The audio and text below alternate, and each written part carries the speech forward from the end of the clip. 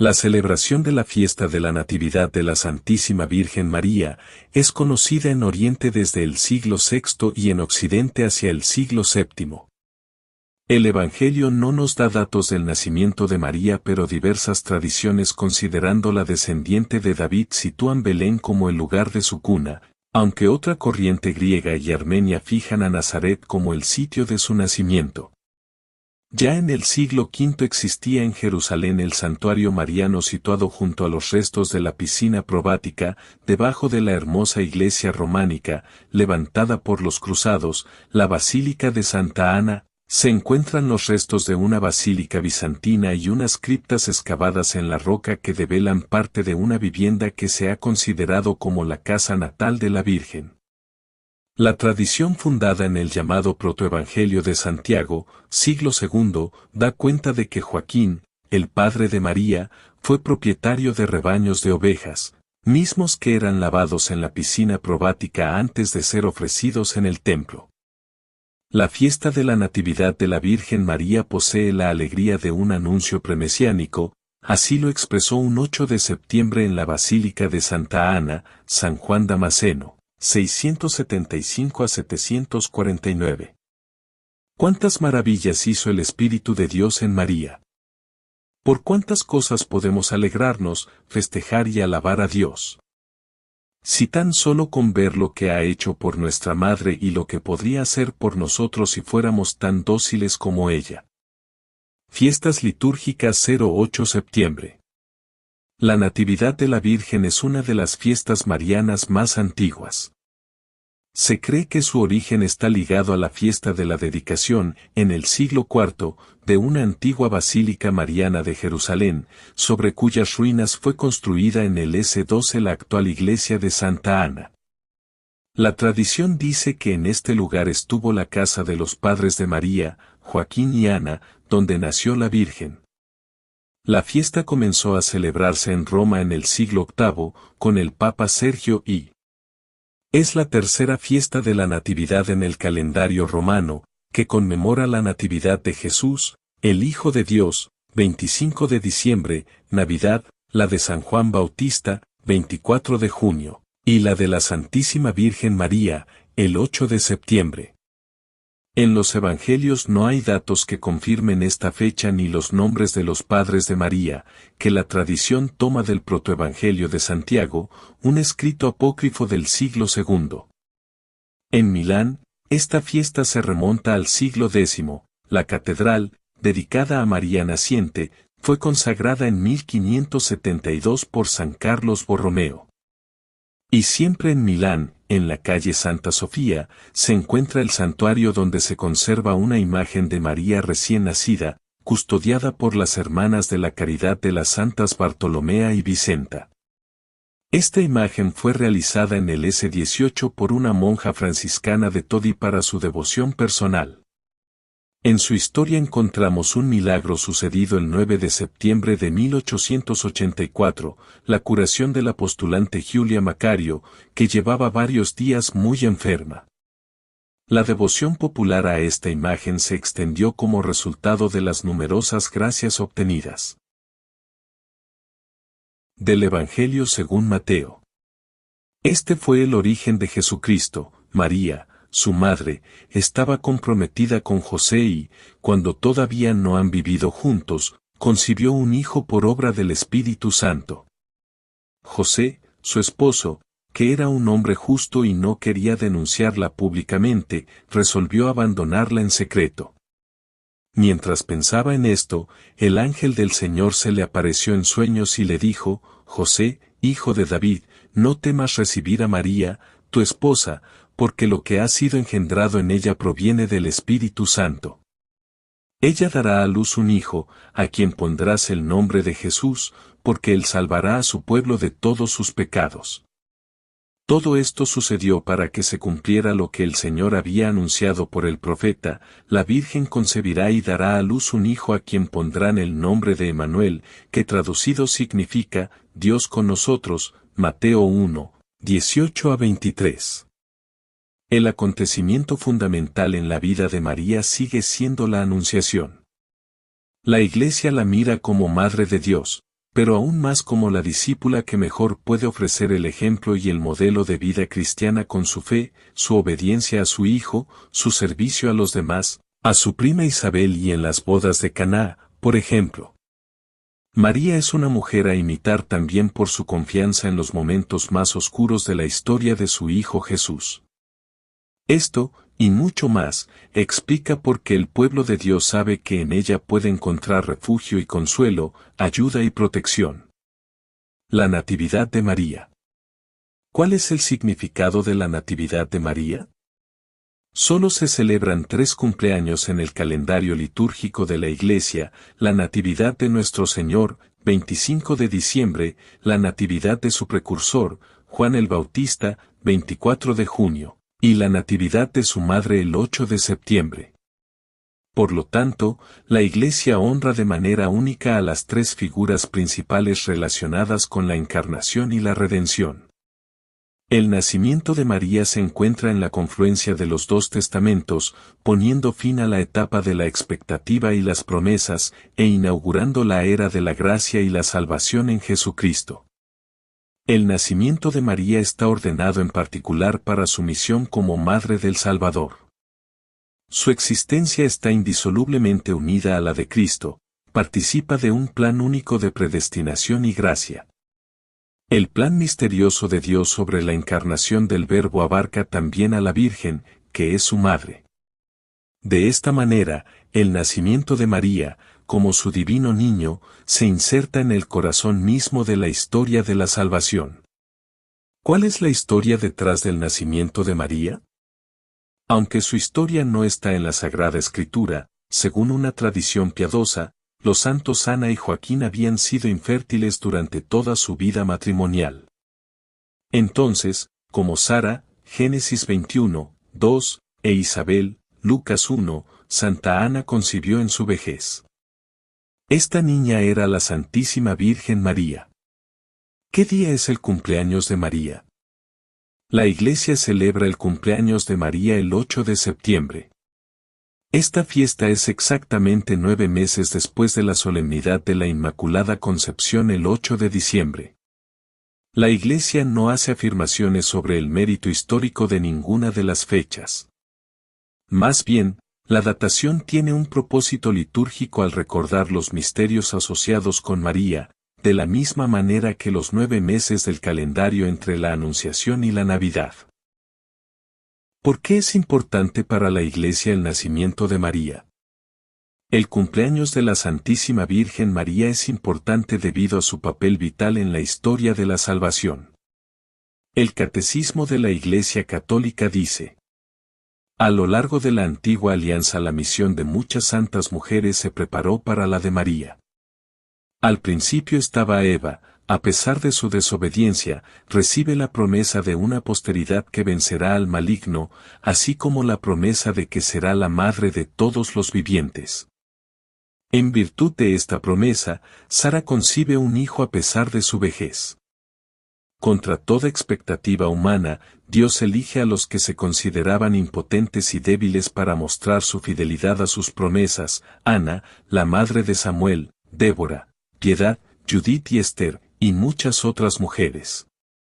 María se destaca entre los pobres y humildes del Señor, que esperan confiadamente y reciben de Él la salvación. Después de un largo periodo de espera, los tiempos se cumplen en ella, la exaltada hija de Sión, y se establece el nuevo plan de salvación. ¿Cómo celebras la Natividad de María? Los fieles pueden celebrar el cumpleaños de la Santísima Virgen y honrarla de muchas formas. Dado que María siempre nos señala a su Hijo, podemos asistir a misa ese día.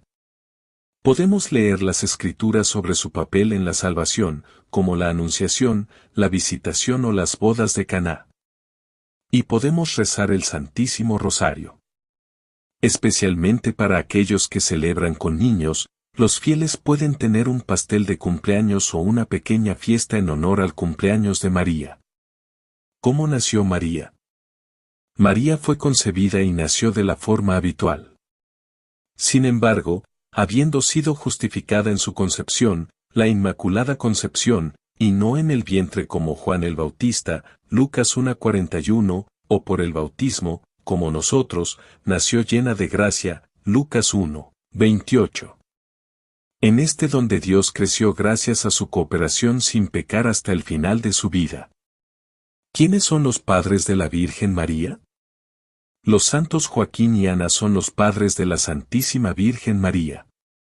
¿Cuántos hijos tuvieron Santa Ana y San Joaquín? Solo tuvieron un hijo, la Santísima Virgen María. ¿La madre de María también era virgen? No, Santa Ana no era virgen. El único nacimiento virginal fue el nacimiento de nuestro Señor. Sin embargo, su nacimiento todavía fue milagroso en el sentido de que Santa Ana concibió a la Madre del Redentor a pesar de que había pasado la edad de procrear y era estéril hasta entonces.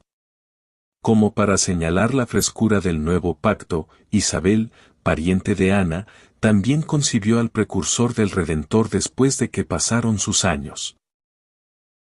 ¿Quién es la hermana de María? Los santos Joaquín y Ana no tuvieron otros hijos, por lo que María no tuvo hermanos. ¿Por qué la Iglesia celebra el nacimiento de María el 8 de septiembre? Desde hace algunos siglos, la Natividad de María se asigna al 8 de septiembre tanto en Oriente como en Occidente. Sin embargo, en la antigüedad se celebraba en diferentes fechas de un lugar a otro. Cuando la fiesta de la Inmaculada Concepción, que se desarrolló más tarde que la del nacimiento, se extendió a toda la Iglesia, la Natividad de María fue asignada poco a poco en todas partes al 8 de septiembre, para corresponder a los 9 meses posteriores a la solemnidad de la Inmaculada Concepción. ¿Está San Joaquín en la Biblia? Es probable que Joaquín sea nombrado en la genealogía de Jesús de Lucas hasta Adán, Lucas 3:23-38. Aquí se da a Eli, una forma corta de Eliachim o Jehoachim. Esta tradición explicaría entonces la aparición de Joaquín en una obra apócrifa del siglo II, que también proporciona el nombre de su esposa como Ana. ¿Quién es el padre de Joaquín? Cuando miramos la genealogía de Jesús en el Evangelio de San Lucas 3:23-24, vemos que el padre de Eli, Joaquín, es Matat. ¿Quiénes son los santos patrones de los abuelos? Desde la antigüedad, los santos Joaquín y Ana han sido venerados en la Iglesia como poderosos intercesores. Lo más importante es que ambos son los santos patrones de los abuelos, ya que son los únicos abuelos biológicos de nuestro Señor. ¿Qué se sabe de Santa Ana? No tenemos ningún conocimiento seguro sobre Santa Ana. No se la menciona en el Nuevo Testamento, aunque se alega cierta información en la literatura apócrifa, principalmente en el llamado Protoevangelio de Santiago. Este documento probablemente data del siglo II. Si bien la Iglesia lo ha rechazado como escritura, carece de la sobriedad de los textos sagrados, especialmente en lo que respecta a los fabulosos milagros atribuidos al niño Jesús. De paso puede registrar algunos hechos verdaderos, como lo hace con hechos de la costumbre judía de la época. Por lo tanto, es probable que los nombres Joaquín y Ana se registraron en él como ya ampliamente conocidos en ese momento. Santa Ana es reconocida como patrona de las amas de casa, las trabajadoras, los ebanistas y los mineros. Su emblema es una puerta. Ha sido representada con frecuencia en el arte, y el hermoso rostro representado por Leonardo da Vinci es lo primero que me viene a la mente a este respecto. El nombre Ana deriva del hebreo Hana, que significa gracia. Vida de María, 2. La Natividad de Nuestra Señora. El 8 de septiembre celebramos el nacimiento de la Virgen María o Natividad de María. Se celebra 9 meses después de la dedicada a la Inmaculada Concepción de la Virgen, que tiene lugar el 8 de diciembre. Muchos siglos habían pasado desde que Dios, en los umbrales del paraíso, prometiera a nuestros primeros padres la llegada del Mesías.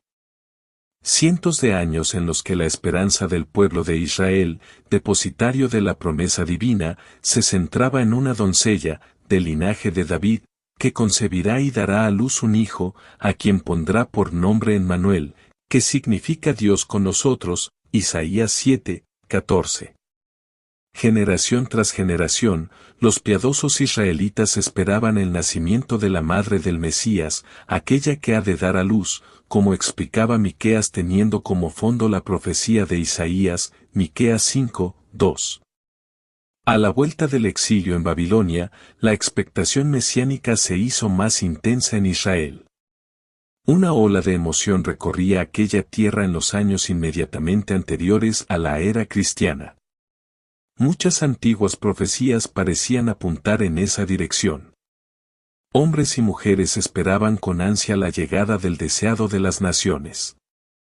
A uno de ellos, el anciano Simeón, el Espíritu Santo había revelado que no moriría hasta que sus ojos hubieran visto la realización de la promesa, Lucas 2, 26. Ana, una viuda de edad avanzada, suplicaba con ayunos y oraciones la redención de Israel. Los dos gozaron del inmenso privilegio de ver y tomar en sus brazos a Jesús niño, Lucas 2, 25 a 38. Incluso en el mundo pagano, como afirman algunos relatos de la antigua Roma, no faltaban señales de que algo muy grande se estaba gestando. La misma Pax Romana, la paz universal proclamada por el emperador Octavio Augusto pocos años antes del nacimiento de nuestro Señor, era un presagio de que el verdadero príncipe de la paz estaba a punto de venir a la tierra. Los tiempos estaban maduros para recibir al Salvador. Al llegar la plenitud de los tiempos, envió Dios a su Hijo, nacido de mujer, nacido bajo la ley, para redimir a los que estaban bajo la ley, a fin de que recibiésemos la adopción de hijos, Galatas 4, 4 a 5. Dios se esmera en elegir a su hija, esposa y madre. Y la Virgen Santa, la muy alta Señora, la criatura más amada por Dios, concebida sin pecado original, vino a nuestra tierra. Nació en medio de un profundo silencio. Dicen que en otoño, cuando los campos duermen, ninguno de sus contemporáneos cayó en la cuenta de lo que estaba sucediendo. Solo los ángeles del cielo hicieron fiesta. De las dos genealogías de Cristo que aparecen en los Evangelios, la que recoge San Lucas es muy probablemente la de María. Sabemos que era de esclarecida estirpe, descendiente de David, como había señalado el profeta hablando del Mesías, saldrá un vástago de la cepa de Jesé y de sus raíces florecerá un retoño, Isaías 11, 1, y como confirma San Pablo cuando escribe a los romanos acerca de Jesucristo, nacido del linaje de David según la carne, Romanos 1, 3. Un escrito apócrifo del siglo II, conocido con el nombre de Protoevangelio de Santiago, nos ha transmitido los nombres de sus padres, Joaquín y Ana, que la Iglesia inscribió en el calendario litúrgico. Diversas tradiciones sitúan el lugar del nacimiento de María en Galilea o, con mayor probabilidad, en la ciudad santa de Jerusalén, donde se han encontrado las ruinas de una basílica bizantina del siglo V, edificada sobre la llamada Casa de Santa Ana, muy cerca de la piscina probática. Con razón la liturgia pone en labios de María unas frases del Antiguo Testamento, me establecí en Sión. En la ciudad amada me dio descanso, y en Jerusalén está mi potestad. Hasta que nació María, la tierra estuvo a oscuras, envuelta en las tinieblas del pecado. Con su nacimiento surgió en el mundo la aurora de la salvación, como un presagio de la proximidad del día. Así lo reconoce la Iglesia en la fiesta de la Natividad de Nuestra Señora. Por tu nacimiento, Virgen Madre de Dios, anunciaste la alegría a todo el mundo, de ti nació el Sol de Justicia, Cristo, Dios nuestro. El mundo no lo supo entonces. Dormía la tierra. La voz del Magisterio.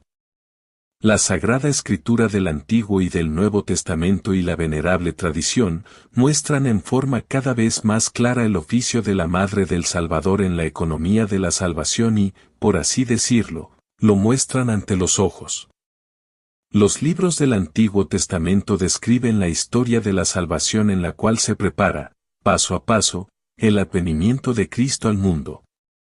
Estos primeros documentos, tal como son leídos en la Iglesia y son entendidos bajo la luz de una ulterior y más plena revelación, cada vez con mayor claridad, iluminan la figura de la mujer madre del Redentor. Bajo esta luz, es insinuada proféticamente en la promesa de victoria sobre la serpiente, dada a nuestros primeros padres caídos en pecado, Génesis 3, 15. También ella es la Virgen que concebirá y dará a luz un hijo cuyo nombre será Emmanuel. Sobresale entre los humildes y pobres del Señor, que de él esperan con confianza la salvación. En fin, con ella, excelsa hija de Sión, tras larga espera de la primera, se cumple la plenitud de los tiempos y se inaugura la nueva economía, cuando el Hijo de Dios asumió de ella la naturaleza humana para librar al hombre del pecado mediante los misterios de su carne. Mirad a María, hermosa como la luna, pulcra ut luna. Es una manera de expresar su excelsa belleza. Qué hermosa debe de ser la Virgen. ¿Cuántas veces nos ha impresionado la belleza de una cara angelical, el encanto de la sonrisa de un niño, la fascinación de una mirada pura? Ciertamente, en el rostro de su propia madre, Dios ha recogido todos los resplandores de su arte divino. La mirada de María.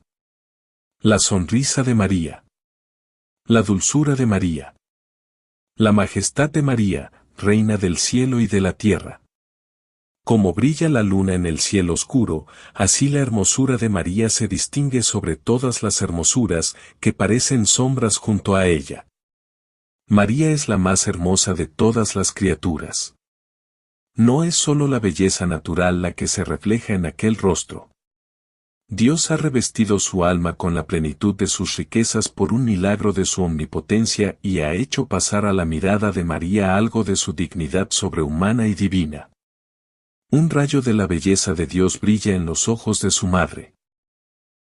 Pero la Iglesia no compara a María tan solo a la luna, sirviéndose también de la Sagrada Escritura, pasa a una imagen más intensa y exclama, tú eres, María, electa ut sol, elegida como el sol. La luz del sol tiene una gran diferencia con la de la luna, es luz que calienta y vivifica.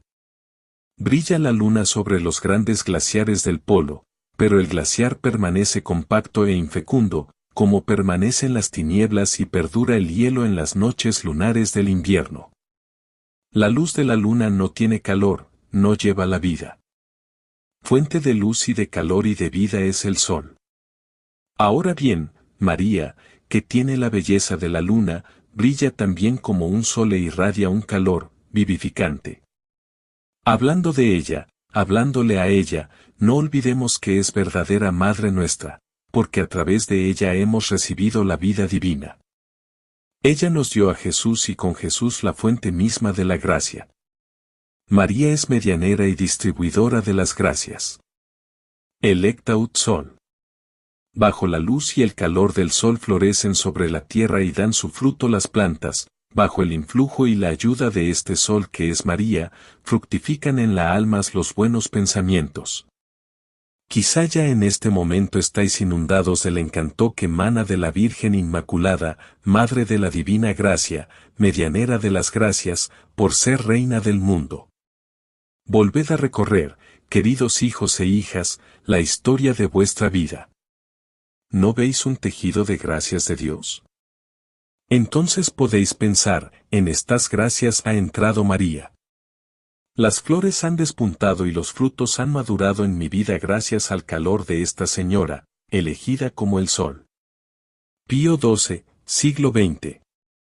Radiomensaje en la apertura del año mariano 1953. La voz de los padres de la Iglesia.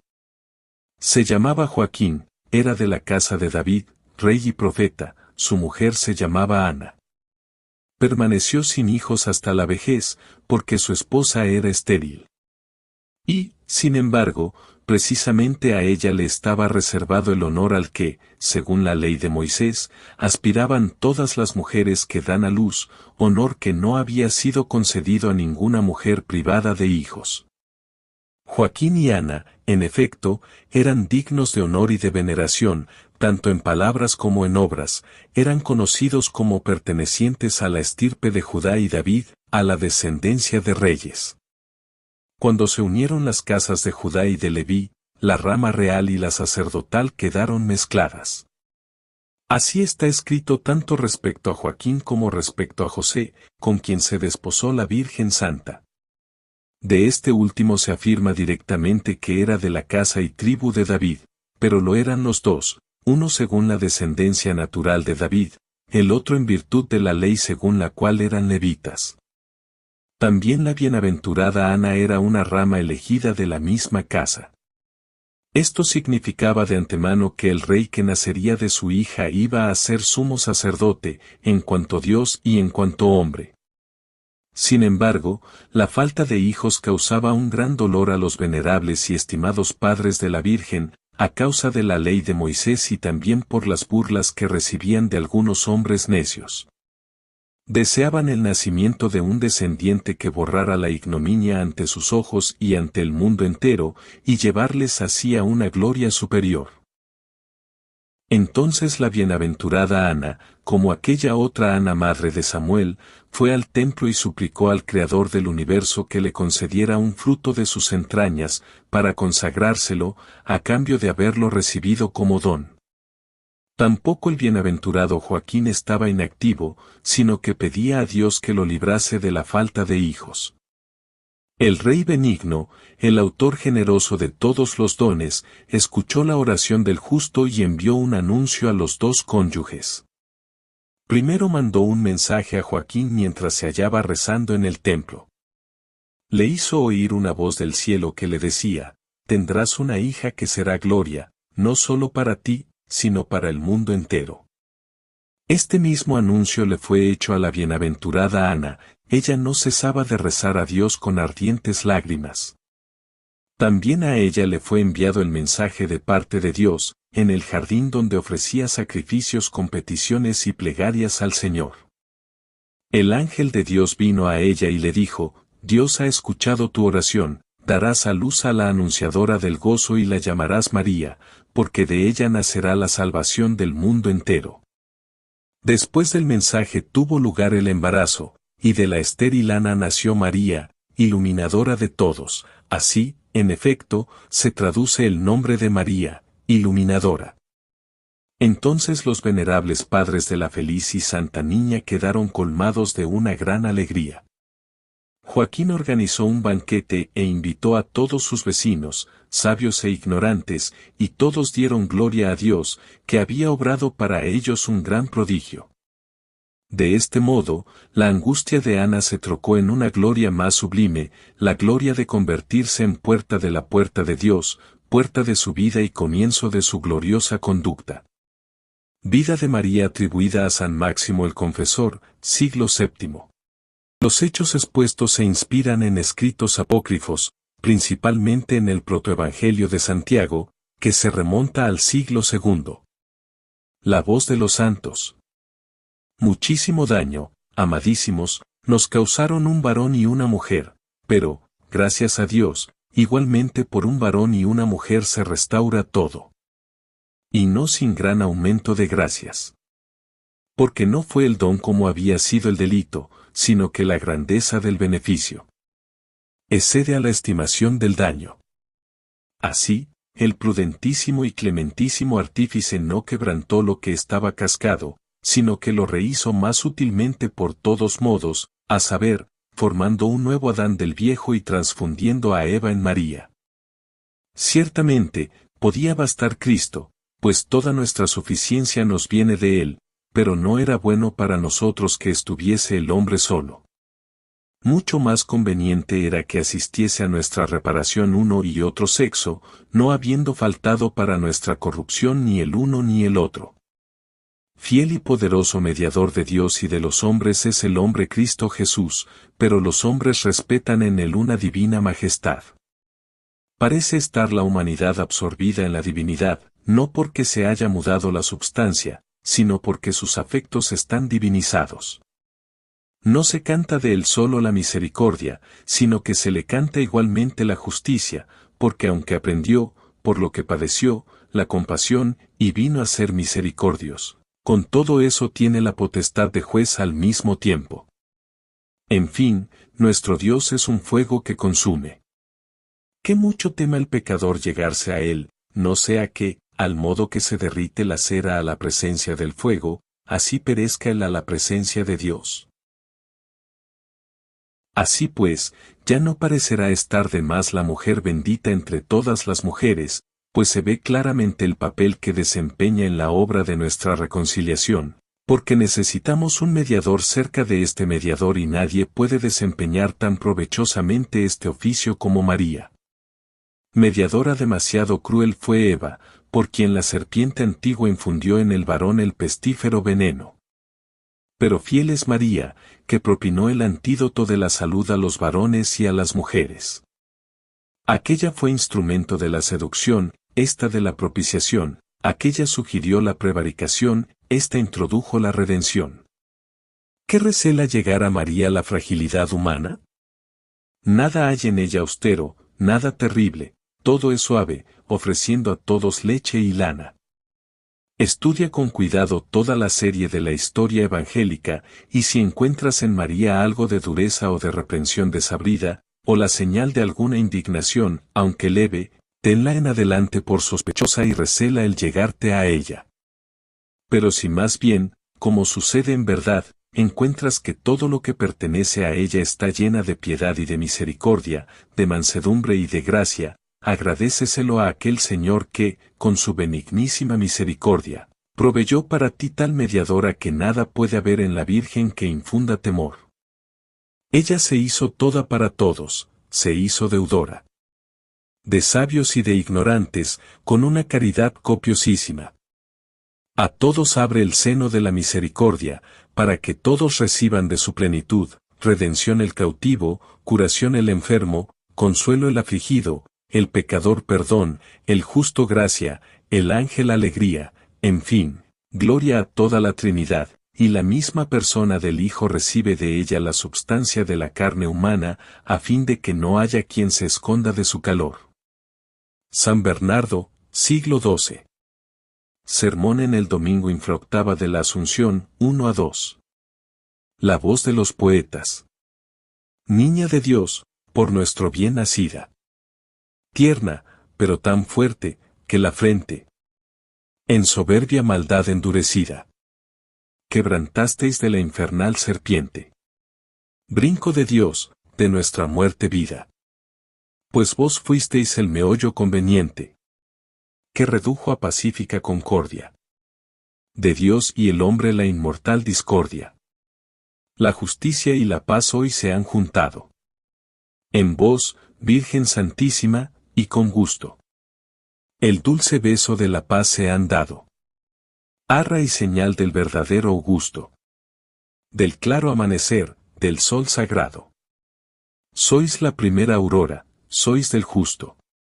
Gloria, del pecador, firme esperanza. De la borrasca antigua, la bonanza. Sois la paloma que ave a eterno fuistes. Llamada desde el cielo, sois la esposa. Que al sacro verbo limpia carne distes. Por quien de Adán la culpa fue dichosa. Sois el brazo de Dios, que detuvistes. De Abraham la cuchilla rigurosa. Y para el sacrificio verdadero. Nos distes el mansísimo Cordero. Autor, Miguel de Cervantes.